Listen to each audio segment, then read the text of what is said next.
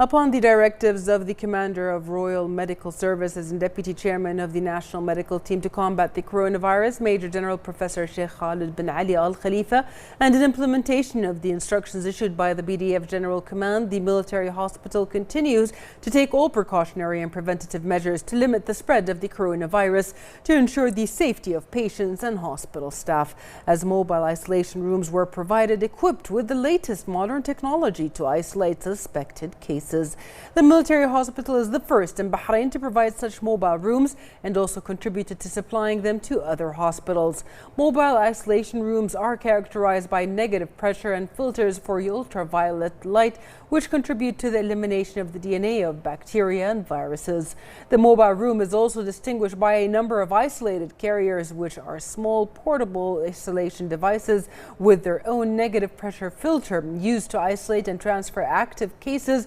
without exposing others in the hospital to the virus.